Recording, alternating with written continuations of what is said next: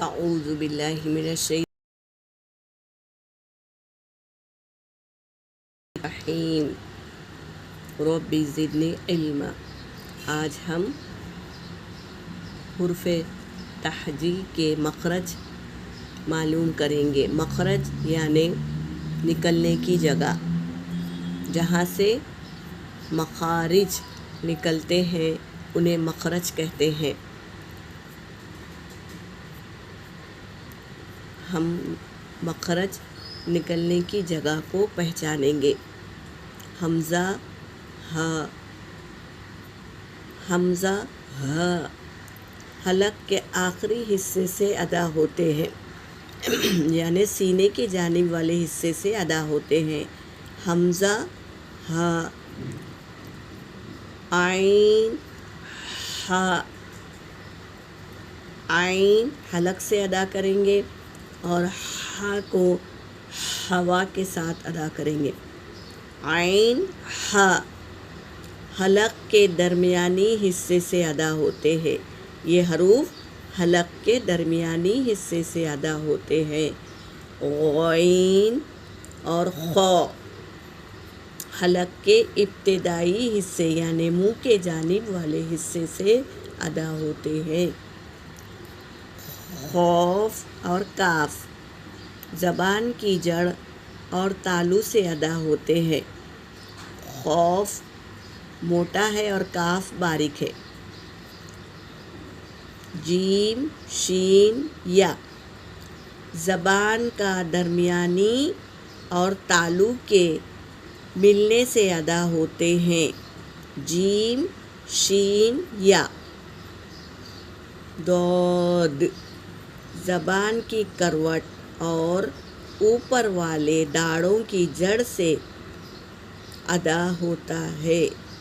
ضاد یا ضاد بھی بول سکتے۔ لام، نون، را زبان کے کنارے اور اوپر والے دانتوں کے مسوڑوں سے ادا ہوتے ہیں۔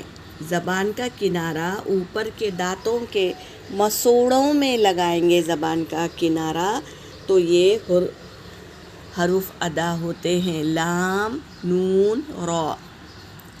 تو، دال، تا۔ تو پر ہے اور دال تا باریک ہے۔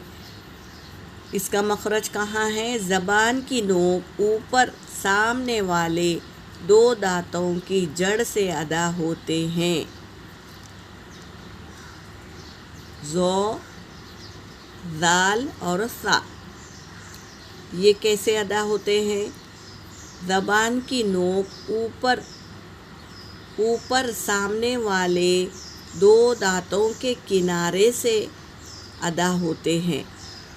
نیچے کے دانت اور اوپر کے دانت کے بیچ میں زبان کی نوک ڈالیں گے تو زو اور زا، زو، زا اور سا ادا ہوتے ہیں۔